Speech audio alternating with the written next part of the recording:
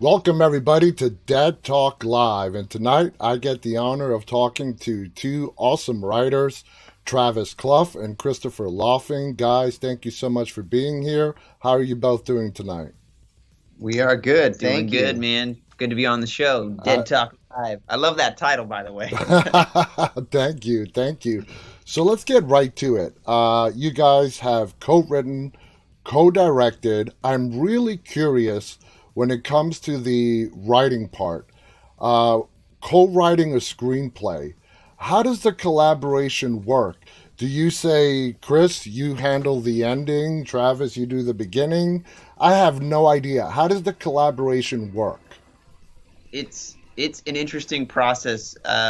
Typically, what's happened though, I would say, Travis, is you are really good at coming up with ideas, a nugget of a story, a concept, and Travis. I mean, he'll throw them out all the time. Actually, like he'll Too throw many out of them. throw out ideas all the time. Too many ideas, but the ones that are solid that I stew on in terms of ideas and concepts, then if they're strong enough, then Chris will start to stew on them and he'll start to kind of put it down on paper and then kind of start actually writing a script out, and then we'll just discuss from there and go from there and then a script is born. Wow, that's really cool to hear. And the co-directing, it's pretty obvious you guys work on that together.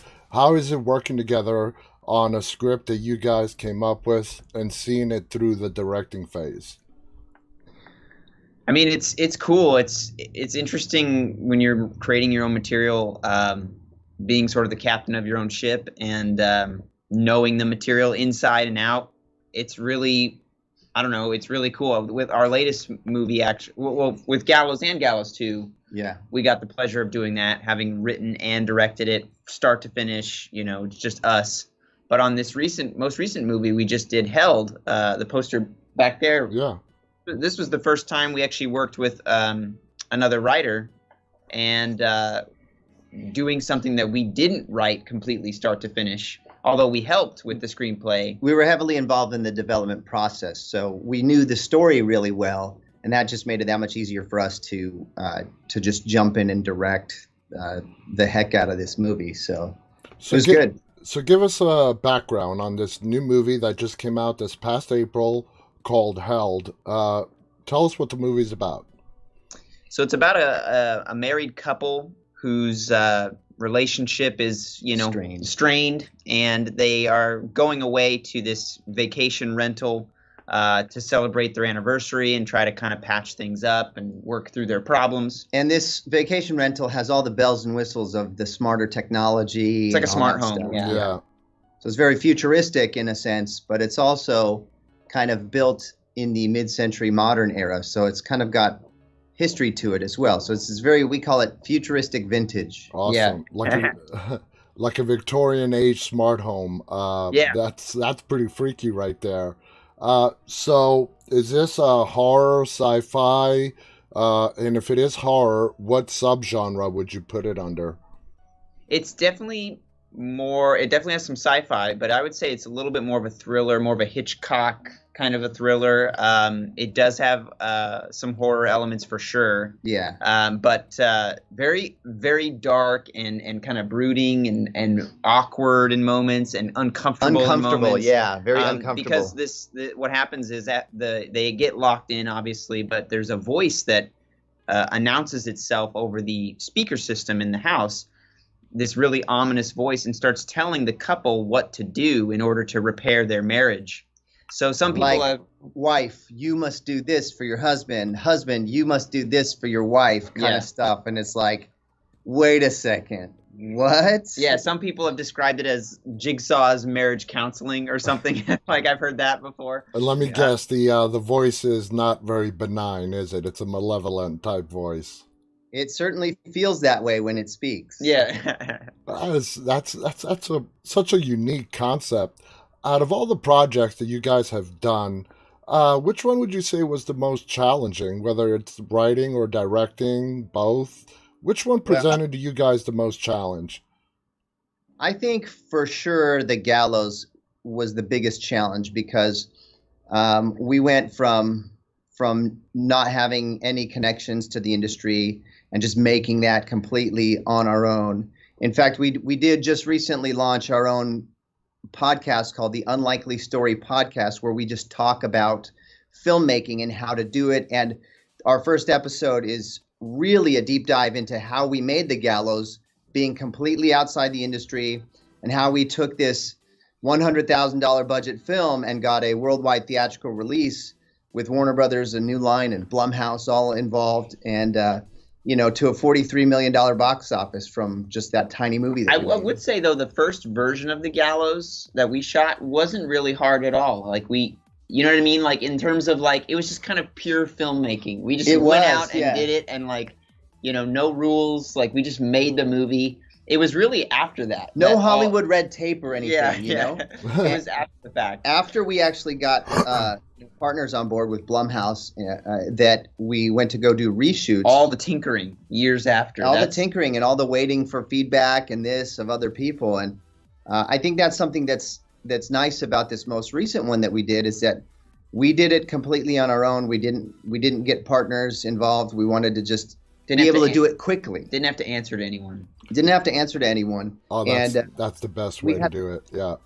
We had a great theatrical release, April 9th, with Magnolia, who picked up our film, held, and it's fantastic. It was top 20 box office, right, opening weekend, which is pretty amazing given that it was only in 130 theaters to be able to do that. So that, but yeah, once more Hollywood people got involved in The Gallows, that's when it slowed down and got a little harder to kind of get through. Yeah.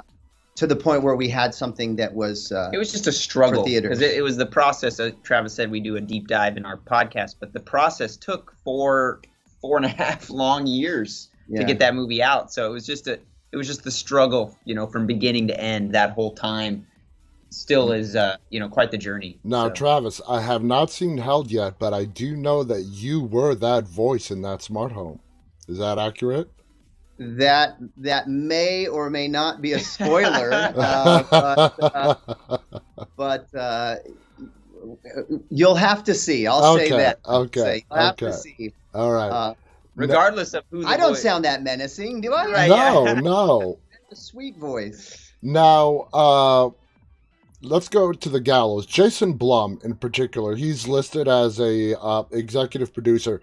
How did Jason get on board with The Gallows? Was it, as an executive producer, I would assume he was there before you guys started filming and was part of the filming process, or did he come on board while you guys, I assume, were doing the film festival circuit, if you did the film festival circuit? None of the above, actually. We made The Gallows completely independent of anyone. It was literally just myself, Travis, 2 helpers, and the 4 actors. And that was how we made The Gallows. It was as raw as Blair Witch. It was like just us in that theater running around making this movie. And from 2011 to 12, we actually made the first complete version, the first feature film of The Gallows. Full cut, full on, ready to drop into theaters if needed. But as Travis said, we had no connections whatsoever. We filmed it in Fresno, California. We were as far away from Hollywood, at least, not physically, but like, I know what you mean. Yeah. But we submitted. We cut a trailer, actually, and we put this trailer online for our finished film, and we presented it as though it was coming out through a studio, as if it was going to be a major release, which it wasn't. There was no one backing it. We were just like, hey, this movie's coming out, We got the deep voice and everything. Coming soon this October. Well, you guys know by now that 90% of Hollywood is all about perception. Yeah. Exactly. Yeah. Go on. Absolutely. So the trailer got picked up by several big horror blogs, Bloody Disgusting, Dread Central. These guys started picking it up, passing it around, and they're like, where's this movie coming from? Like, who are these guys at Tremendum Pictures? Like, I haven't heard of this Gallows movie, but it looks cool. Like, I'm excited to see it. And so the industry people who were seeing the trailer started giving us calls, and we got calls from managers, sales agents. The Weinstein Company called us back in the day. That's right. And All from this trailer. from this trailer we put online, which you can find on our YouTube channel. If you just look up Tremendum on YouTube, Okay. you can see the original trailer that we put out there. But basically, the one person that we got reached out from that we really connected with was this guy named Dean Schneider, and he worked at Management 360. And we met with Dean down in Beverly Hills, showed him the movie, gave him a DVD copy of the movie. Now, we get into more detail in the podcast, which is really a great – any indie filmmaker or any filmmaker at all would really enjoy this part of it because, like, we slept in our van, you know, like we were like, oh, yeah, we're in Hollywood we're going to be there in the morning. Yeah, sure, we'll come by, you know, but like we drove our van down from Central California. We stayed the night in the van, woke up, brushed our hair in the mirror, then went into this posh Hollywood office. You know, it was like we were so out of place, but we tried to fit in as best we could. But he met up with us. We gave him a copy of the movie, and you know, a couple weeks went by, and we followed up, and he came back saying, guys, I wanted to show it to a couple other people in our office, but we really love it actually, and we want to get it over to Jason Blum, and from there, Blumhouse, the people at Blumhouse saw it, and they decided they wanted to do a test screening, and that test screening is really what determined for them and all of us whether or not it was going to, you know, move forward with them. And the test screening, it scored way better than they were even expecting, even though they thought it would do good. It did really good.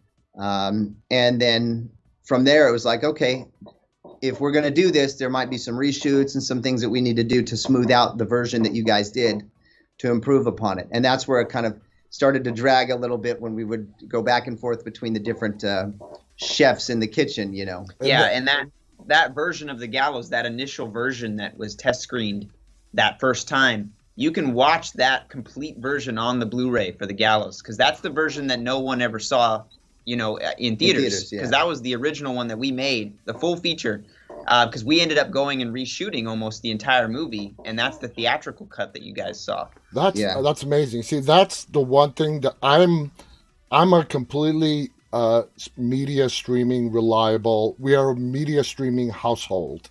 We don't have any more physical Blu-rays, but that's what I miss about Blu-rays is all the extras that's not available on streaming services. So I'm going to just go out and pick up the Gallows just to see the original version. Now, how different would you rate are the differences between the original cut that you guys did to what ultimately ended up being the final cut? You said it was a completely different story. I mean, is it like all different? Story is the same. There's plenty of similarities, but there are some things that we tightened up that made a little more sense or made it a little bit easier for audiences to follow. The biggest change people will notice is the change in one cast member. So we actually had the cast carried over. You know, there's 4 main characters throughout the film, but one of them we recast. And not by choice, really. We were kind of forced to. She had changed her appearance between the films. Yeah, about 6 months had gone by between, you know, the end of production and the reshoots. And when she came back, she looked totally different. She had lost nearly 40 pounds. Wow. And just total body transformation. And we saw her. We thought she looked great before, but she like got super duper skinny now and all that stuff. And so it was a real pain because we were planning on keeping all of her stuff and only like reshooting maybe 40% of the film. But once that happened, we knew we were going to have to reshoot a bunch. Yeah, and she just didn't look the same as her former self. And it's a found footage movie, guys. I mean, how are we going to – we're not going to do any Eddie Murphy, prosthetics. Now you guys – you have me wondering, is it the character of Cassidy or it's Cassidy? Okay. Okay. That's how Cassidy got involved, Cassidy Gifford. We were in Management 360's office the day that we realized we had to recast this girl. And they represent her and represent Cassidy Gifford. And they said, hey, you should take a look at a client of ours. And, you know, we he pulled her up on Google or whatever, and we're like seeing all these pictures of her with Kathy Lee Gifford. I was like, what, is she friends with Kathy Lee Gifford or something? That's kind of weird. And it's like, no, that's their mother-daughter. I was like, what? Yeah, we're like, wait, what? That's that. And we thought immediately that wouldn't work for a found footage movie because of sort of her name recognition. Uh-huh. And but she was really new enough. She really hadn't done anything, and only by name was she known, not necessarily by her face, yet. Yeah. So, but it ended up working out great. Cassidy killed it, and she was such a pleasure to work with. She was awesome. Great. She was great, and she ended up on the poster. So. Yeah. Her character was amazing. Now, any particular reason why you guys chose Nebraska as the location? It could have been anywhere suburban America. Any particular reason Nebraska, or did you guys just say, you know what, Nebraska?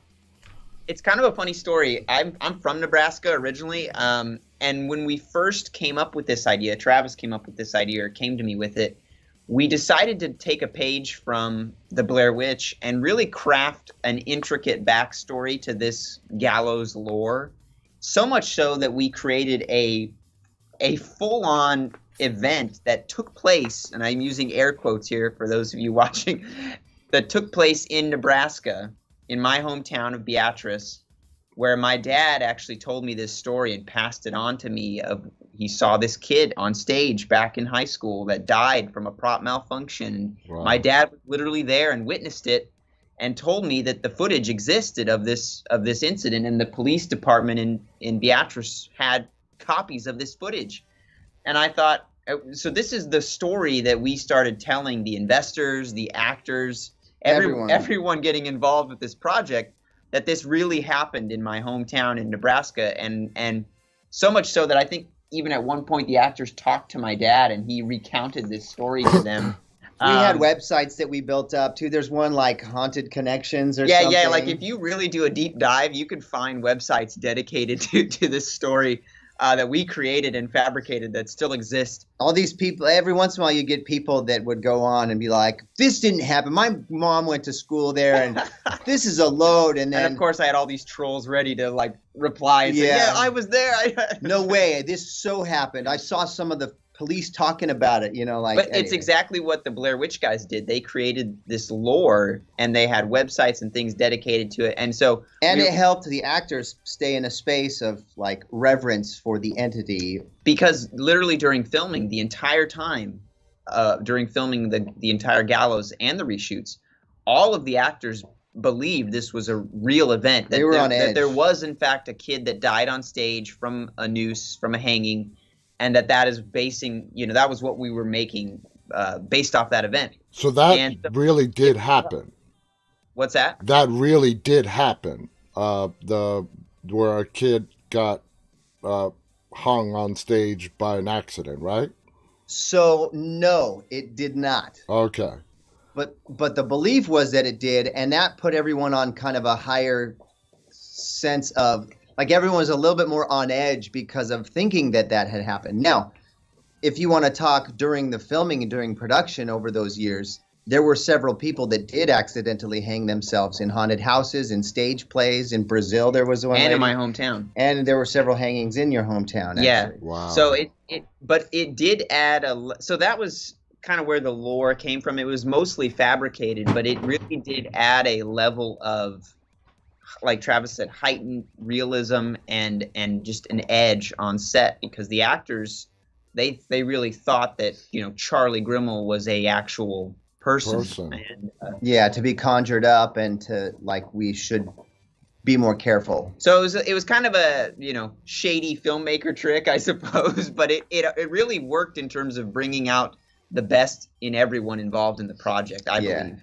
Now, before we take a deep dive into the story of the Gallows, I want to ask you, when the movie came out and it was such a success, it is truly a scary movie, great story, great acting. You guys did an amazing job with the Gallows. After it came out and it was a success, did you guys find that you've built up Hollywood cred to, like, when it comes to making Held? You guys now have a reputation. You have successful films under your belt. did that make getting the funding or distributor for Held a little bit easier, or was it just as tough as it was with the Gallows? It's interesting.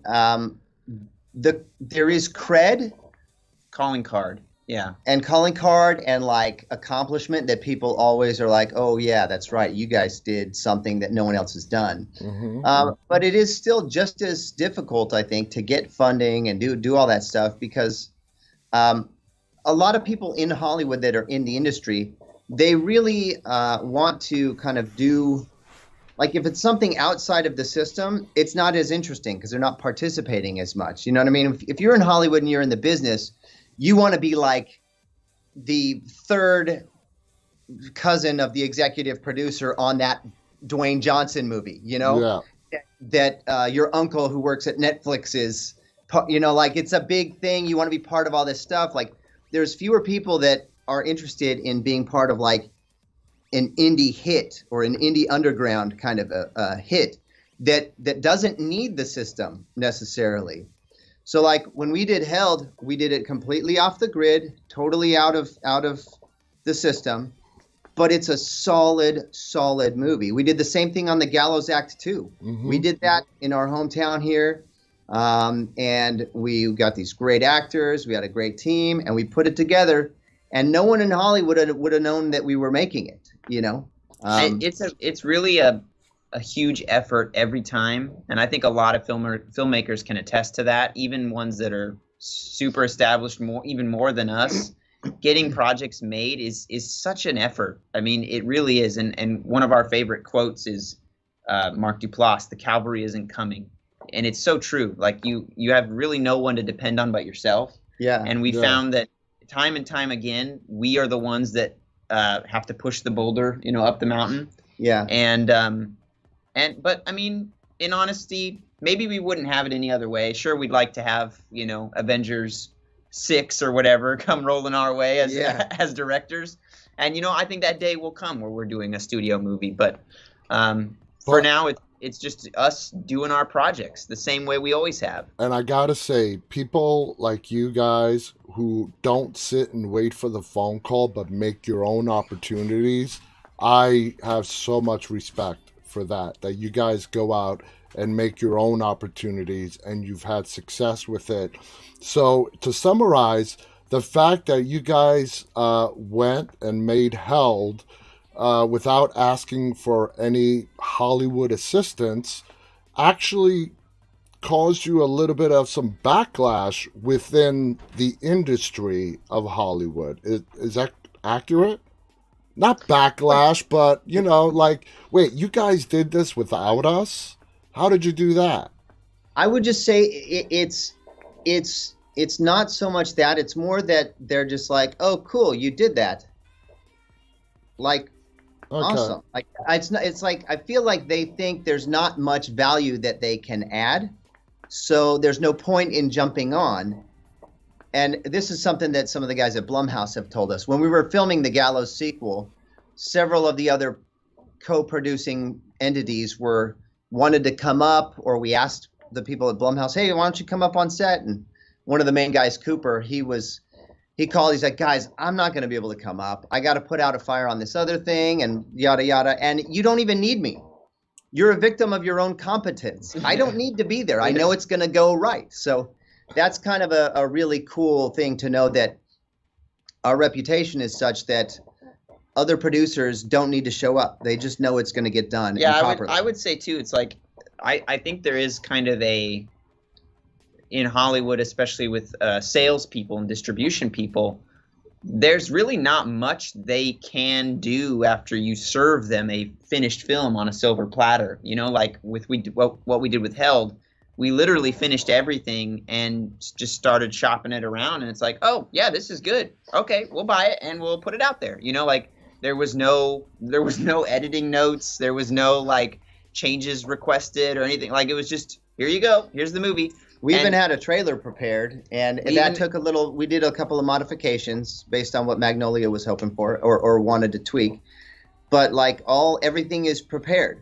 So we're like a one-stop shop. We can get everything done and kind of just be like, okay, distribute this movie. I guess to sum all that up would be to say we can do everything we've been doing without the help of a big studio, but it sure would be nice to have the help of a big studio. Yeah, it makes it much simpler. Now, Tremendum, your studios, are you guys production and distribution, or do you deal mainly with just production?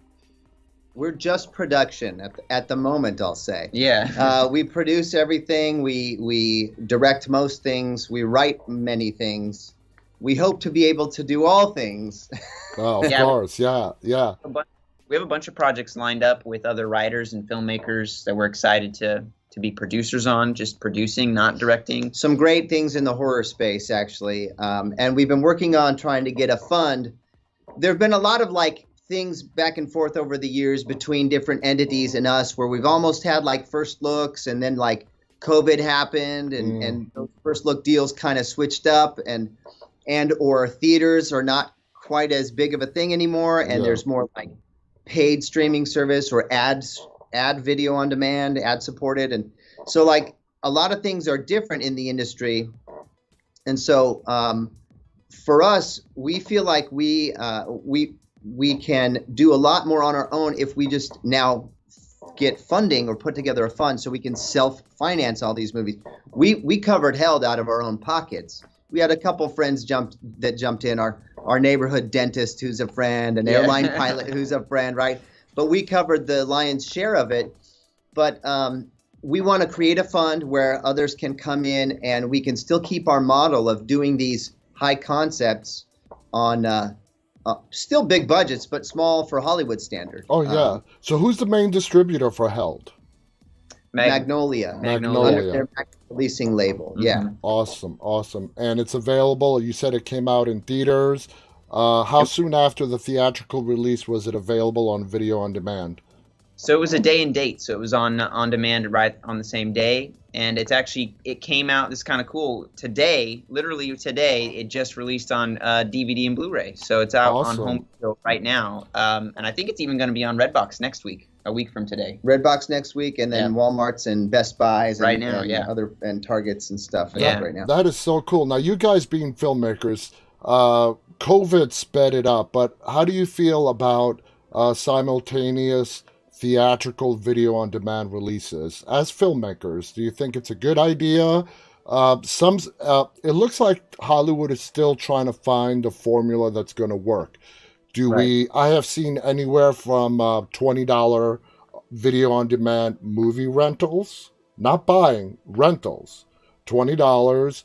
I have, we all know the simultaneous theatrical and video on demand releases. Some other studios are releasing to theaters and then a week later going to video on demand. Out of all those options, which ones do you personally, both of you guys, personally like the most? That is going to be you think is going to be successful? I mean, personally, as a filmmaker, of course, we love the theatrical experience. We love seeing our work on the biggest screen possible. And I know really every filmmaker, I think, feels that way, because you work so hard on these movies for so long.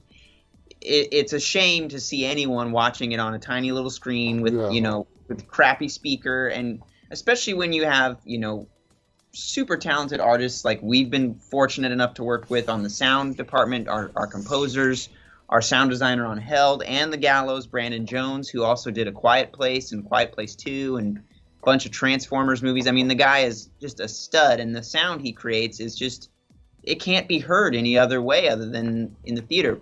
That being said, I think it's inevitable, and there's really no way around it these days, that this is the direction we're heading, right? That streaming and other platforms are here, and people are watching things on those smaller screens, and it's not going to go away. We can't just eliminate them and force people back into. It's just not going to work. So I think it's inevitable. I think people it's just going to go that direction. I hope people continue to see movies in theaters. There will still be room for that. I think there always will be room for that. But from a business perspective, it's always been tough in theaters, because the theaters themselves take half of the box office. So a lot of people don't realize that. So when a movie gets made for, even a big Marvel movie, $100 million, $200 million to make it, $100 million to market it, and then it does 200 million box or 300 million box office, you're like, great, they made their money back. No, they cut that box office in half. They made half of their money back. They have to literally double the box office. I thought theaters mainly relied on concessions for the biggest part of their revenue. And that is they do make most of their money on that, but they still do. They do make a lot of money on the concessions, but they still take half of the box office. It's usually somewhere between. I think it depends on the studio as well. Like different studios will charge different things, but I've heard it's anywhere between 40 and like 60% of the ticket revenue. Okay. Wow, I did not know it was that much. And Chris, I think you're right. That there's always going to be a place for the movie experience, because it's not just going to watch a movie, it's an experience, whether it's an IMAX film or whatnot. It's an experience going to the movies with friends, family. That's not going to go away. What I see happening is we're probably going to see some mergers. Unfortunately, maybe some of the smaller theaters may not be able to survive, which really sucks. But what I think happened is this was a direction the industry was going. COVID just really sped up the timeline. I agree. Yes. I totally agree. Yeah. Now, let's dive into The Gallows. Okay, this, one of my favorite movies. I don't know if you know this, but the paranormal is my favorite subgenre in horror. First of all, do you guys consider yourselves big horror fans, or you like so-so? We're movie fans, all kinds, and horror it has a place in our heart, just like action or comedy. It's tough to say that we're like. I wouldn't say we're like diehard fans, although honestly, we have like all these scary masks and stuff all over our wall all in our home studio. Yeah, and the first movies I made growing up were all mostly scary movies. They were either just like dumb comedy skits or scary movies. Exactly. But I think that's kind of natural for young filmmakers, because horror is so accessible, right? Yeah. It's easy to do. And I've always heard that making horror movies is probably the cheapest out of any other genre. Yeah. I mean, and you don't need big stars. No. You don't need Julia Roberts in your horror movie to make it a success. That's one thing that's fun, is that we've been able to do all these films with relatively no known people in any of. I mean, and it feels great to accomplish that, because so many distributors are just looking for the face they can put on the poster, and if you don't have that, and they still pick it up, that's just a testament, I think, to us, to the filmmaking, and so we really take that with pride, just knowing that that's another big reason why The Gallows is such an anomaly. Not only was it made for just pennies, but it also, like Travis said, it has no star power. There's really there is nothing going for that movie other than the execution of the film itself, right? And how effective it was. So it really is just crazy that happened. That it was just plucked out of obscurity and made it to a worldwide theatrical release. I mean, it was meant to happen, though. I mean, it was those things that we felt it in our bones. It was part of our plan. It was like something that we weren't going to stop until it happened that way. And we had options and times where we could have quit, but it's one of those tremendous stories, unlikely stories, if you will, kind of like an unlikely story that is inspiring. And we would watch someone else, if it happened to them, and say, man, that's awesome that they did that. We look at the stories like that, and we love those stories. I have personally never watched a movie solely because actor X was in it. That's just me. And what I love about The Gallows, I put it in the same category of like a Paranormal Activity, the Blair Witch Project. Zero budget, no big names, but you have good acting, you have an amazing story, and it all gets put together. The Gallows keeps you on your toes. So let's take a real hard look at the movie itself and discuss the storyline. You have four main characters: Reese, Ryan, Cassidy, and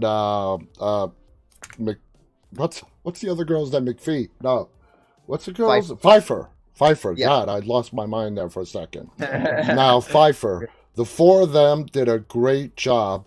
And then, of course, Charlie, the whole thing revolves around the 1993 accident on stage of Charlie Grimmel. Mm-hmm. Now, before I want to go to the end, because I legitimately have some questions in regards to the end, which I don't know if you guys meant to do this on purpose, to leave it up to the viewer and let them come up to their own conclusion. But this is how I see the ending. Pfeiffer was Charlie Grimmel's daughter. Correct or incorrect? That is correct. That is correct. Okay. If you ask that, that's correct. Now, Charlie was in a high school play when he died. So he is a very young parent, father, maybe did not even know that he was about to have a kid when his death came. Right. That's kind of how we thought of it too. He was probably 17, 18, when he died. Now, the question is, at the end, with the cops showing up to Pfeiffer's house, what leads, and this is not in the movie, I don't know if it was in the original cut, but what leads the cops to go to Pfeiffer's house? So we had, this is in the Blu-ray as an alternate ending, we actually had, how in the movie they pull a fire alarm? Yes. There's a scene where a fire department actually shows up, and then they kind of get real close, like they get to the stage and they come up and they find this camera and they grab it, and then they're like, what's this all about? And so the camera that had been recording the whole night, it became the possession of the authorities. It was left at the school with this dead body, all these dead bodies, and it would show the footage of all of these characters dead except for Pfeiffer, So exactly. They go and find her and say, what the heck's going on, you know? Now, Pfeiffer, first of all, it was very suspicious to me when Ryan, Reese, and Cassidy break into the school, and then out of nowhere, Pfeiffer shows up. And her excuse was, I just saw your car. Nobody really grilled her. Like, how'd you get in? I mean, yeah, we know about the door being unlocked. Yeah, you saw my car in the parking lot, but that really made you come into school in the middle of the night? So they didn't really grill her. When I first watched the movie, I didn't think twice of it either. Now that I know, do you think this was planned all along between Pfeiffer and her mom? Is that what you guys were trying to get to?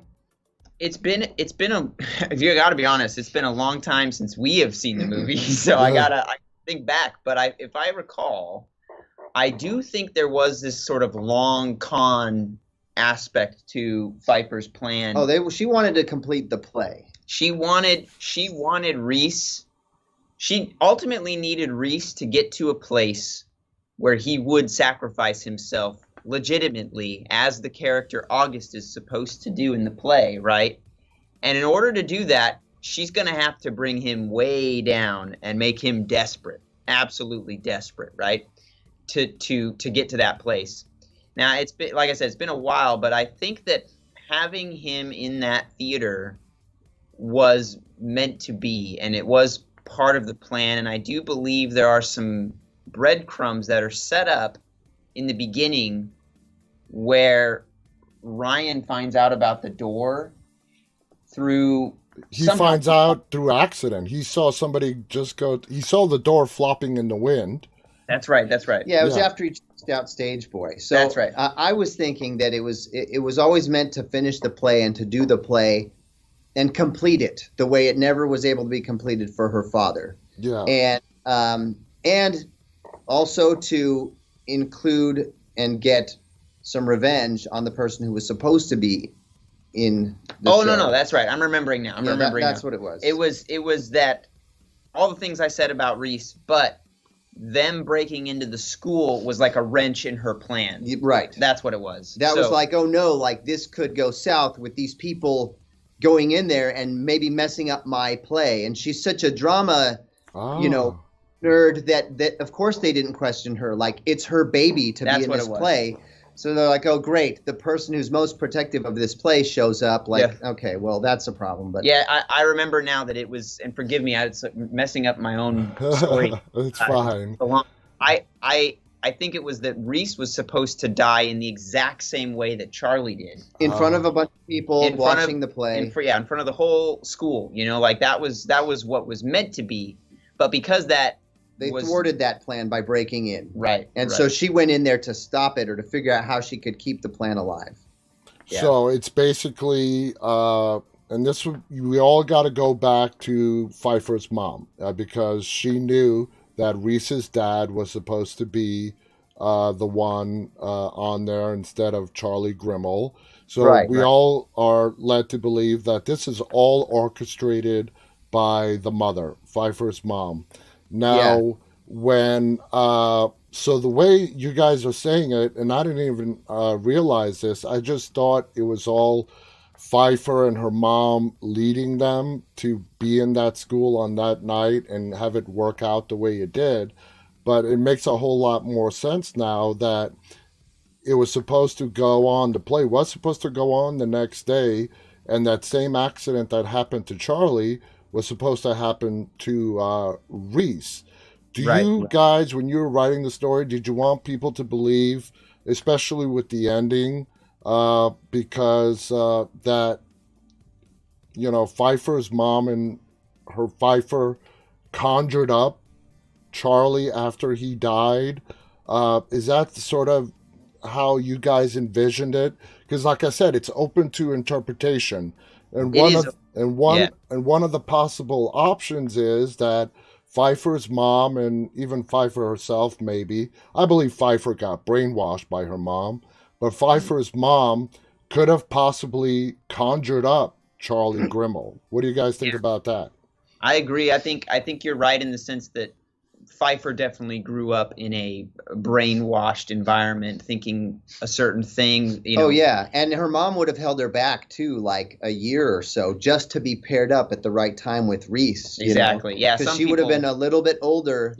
Than Reese. But it's like, if you have a 2-year-old and you find out that the son of the nemesis, that's where the long con comes in. It's like, okay, well, I'm going to make sure that when they get in, we can lobby to do this play at the school. I'm going to make it her thing. They're going to be in it together. And mentioning Charlie and conjuring his spirit up in that theater is how that's going to bring this to pass. Yeah, and I almost think, I've always kind of viewed it as like Charlie's presence was always felt in some way in the theater after he died. And in the lives of Pfeiffer and her mom. Right. Like they always had this connection, probably more the mom, right? But almost as if it was like a guardian angel to their family in this sick and twisted way, that they always had a connection, and especially in that high school theater, they really felt it. But it's almost akin to a religion, for them. It's like this figure in their messed up way of thinking that has to be appeased. And Pfeiffer would have just grown up knowing that. She would have grown up knowing, very cultish. Yeah, Charlie as this, kind of all powerful father, and so I think that was always a thing. I mean, you could see it all in a room in the shrine. Oh yeah. Now, when you guys were writing this, and you were trying to figure out how to portray the apparition of Charlie Grimmel, you guys chose that of the hangman, with the mask, carrying the rope, as opposed to the role of August that he was playing in the play, that he wasn't the hangman. He was the one that was on the gallows. Do you guys wrestle with how to present the apparition of Charlie, and you chose to go the way of the hangman, which is super scary, by the way? But was there any thought into that, or did you guys just know right away we're going to present him as the masked hangman? So it's interesting, the idea of the hangman actually kind of almost predates the movie itself, because we wanted to make a horror movie that would be less gory. And this idea the Hangman came to mind, and we thought, well, this is cool. We haven't seen this before. Like it's not an axe or a machete or a knife. And we specifically always wanted to make a PG-13 high school age movie. Mm-hmm. And which it should have been. You guys gotta have to watch the podcast. Because we go into this deep detail on the rating. But essentially, that didn't work out. We got an R rating anyway, and we still to this day do not know why. But we think it has something to do with just kind of the raw nature of found footage and it being kind of, realistic and scary in that way. But the Hangman was always a thing we wanted to do because it wasn't gory and because there wasn't blood and guts. And it was different. We're like, no one's used a noose or a rope as their murder weapon. I mean, it's all these ideas started coming to mind. Like Travis had the idea of Cassidy's death blow of getting, dragged down that hallway by a noose, and we just had to put that in the movie somewhere. And it was just a unique way of killing characters, to be honest. And we always wanted to do that. When it came to the Charlie aspect in the video, if you pay attention, it's quick and it's easy to miss. But in that video that they watch in the school, they mention that Charlie was actually meant to be the Hangman in the play, and he was so excited about it. That was actually his role. That he created this costume. He was so excited to be that role in the Gallows play. But because Reese's dad called in sick, he didn't get to play the Hangman. He had to play the lead, which he didn't want to do. And, of course, it led to his untimely... Tragedy. It led to tragedy. Now, let's move on to the Gallows Act 2. Absolutely. You guys brought Pfeiffer back. Did you guys wrestle with that idea, or did you know that you wanted to bring Pfeiffer back as we see her locked up in an institution? We wanted to bring her back. Yeah. We liked her. She's... a fun character. It would be a cool kind of throwback, hearkening to the first movie, and she could kind of help us ease into kind of because the sequel is not really like a sequel or a prequel or anything. It's just like another story about that challenge within the same universe. It's the Charlie challenge. Yeah. We kind of took that challenge and kung fu'd it into like this playbill.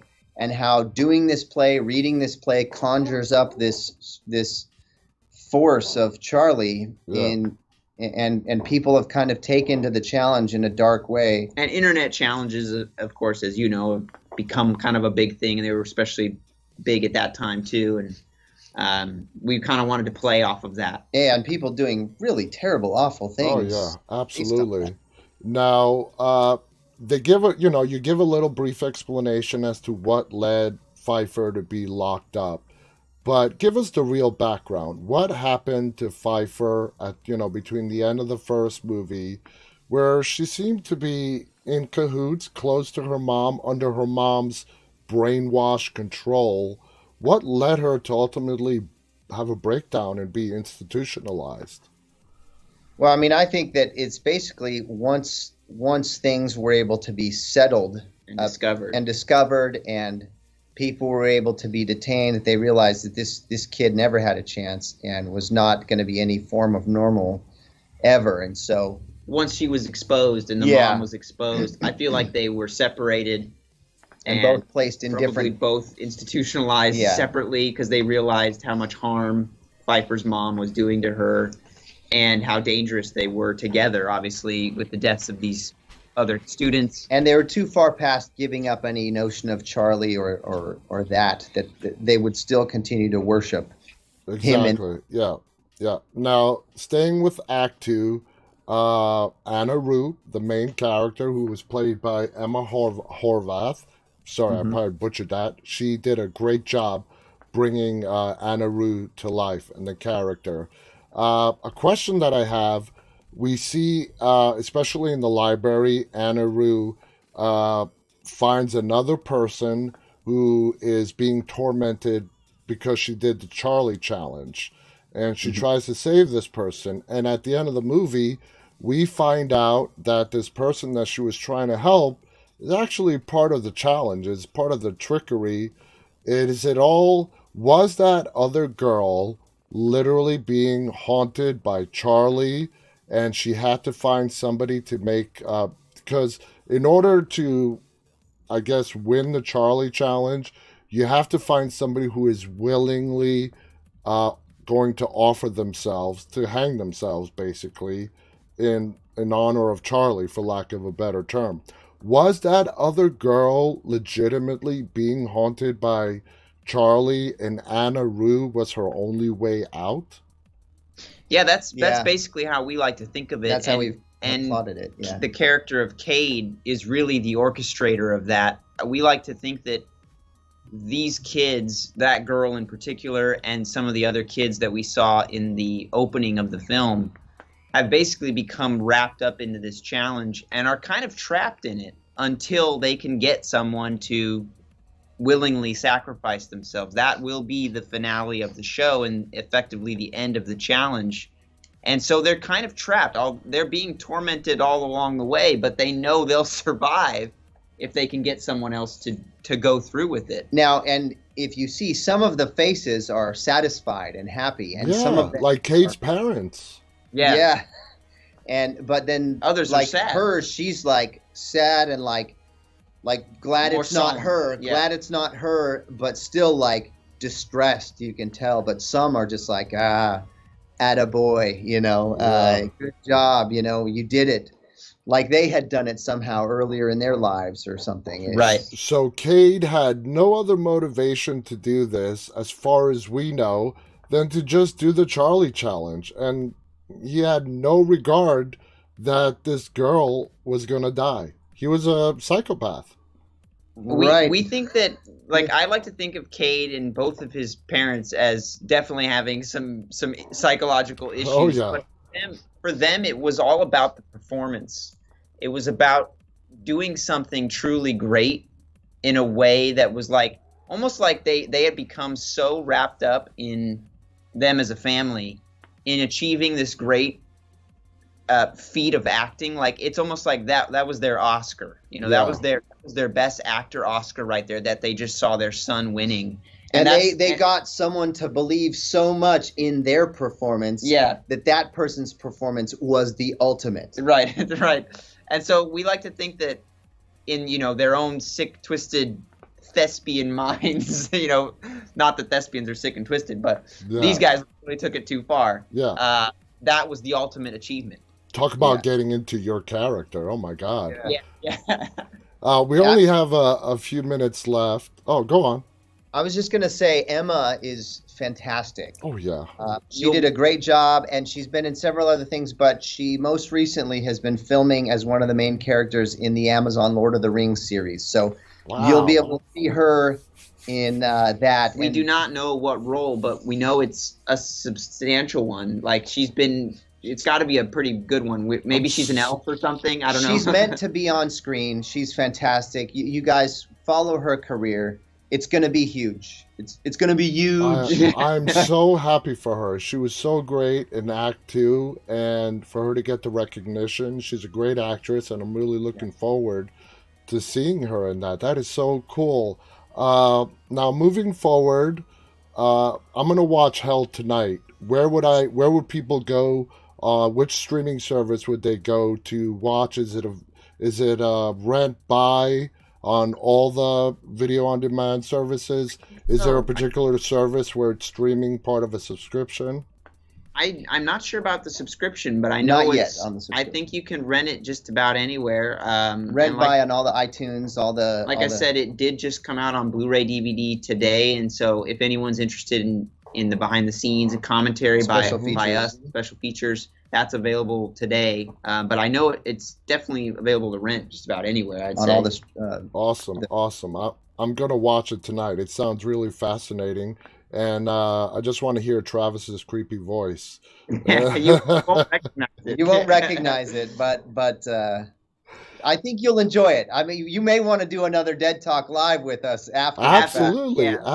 I would love to do that. Now, beyond Held, are you guys have more projects in the works right now? We do. We've been working on an action comedy. We shot the first episode and a half, and it's meant as a pitch we're going to take to streamers.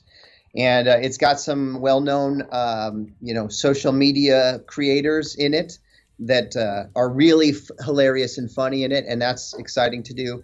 And then we have a slate of about 5 or 6 more movies in like the horror thriller genre. We've just been trying to like build this fund so that we can get the financing to go make them, and we can still do them in our own way, or we could take them to studios. We like the idea of doing them our own way. Yeah. And then we also just launched our podcast, our Unlikely Story podcast.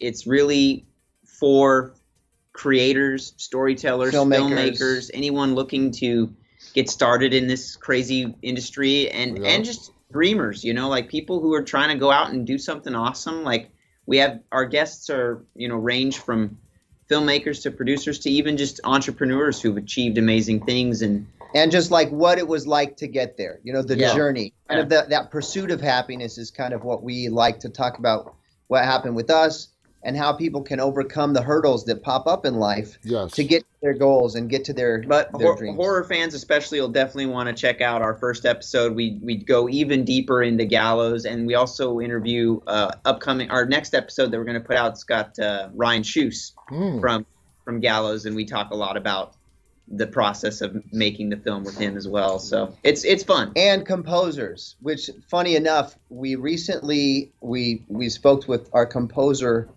for Held, who was the guy who created the cover song for the trailer for The Gallows way back in 2015, which was a very moody cover of Smells Like Teen Spirit, which is now in the opening credit sequence of Black Widow.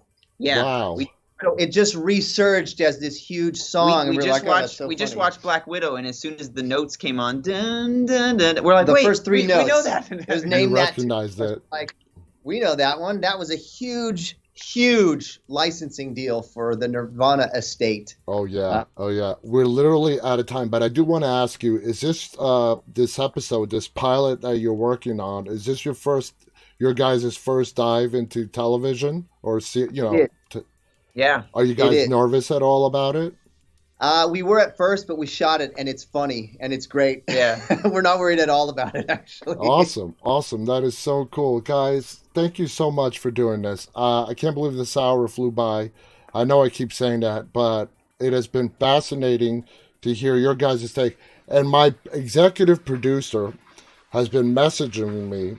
He wants to know, Travis, where did you get that awesome T-shirt? I know that's from your production company. Is it available for sale? It is. We have these shirts and some hats and merch to help us. Every dollar goes towards us making more movies. Absolutely. That's a worthwhile right there. It's at shop.tremendum.com. Awesome. Thank you so much, guys. It's been absolutely fascinating and a pleasure to talk to both of you. I wish you nothing but success. I loved, like I said earlier, I really respect filmmakers like yourselves who don't wait for the phone to ring, and you guys make your own opportunities. So a big hats off to you for that. I want to thank our viewers for tuning in tonight. Hope you enjoyed this interview as much as I have. We'll be back tomorrow. Any final thoughts you guys want to share? No, man, it was awesome. We appreciate everyone who listened in. If you guys want to just hear more of us talking about movies and stuff, check out our podcast, Unlikely Story Podcast. Unlikely Story Podcast. And if you want to follow and support, just all our social medias are at Tremendum Pics. You can find us. And sometimes some horror shorts on our Tremendum YouTube page. You can see some horror shorts. Well, and some of the trailers we talked about today. Absolutely. I do want to see that original trailer of The Gallows. Anyway, thank you so much, guys. Thank you so much for tuning in. Until next time, stay safe, stay walking. Good night. Thank you. Later, guys.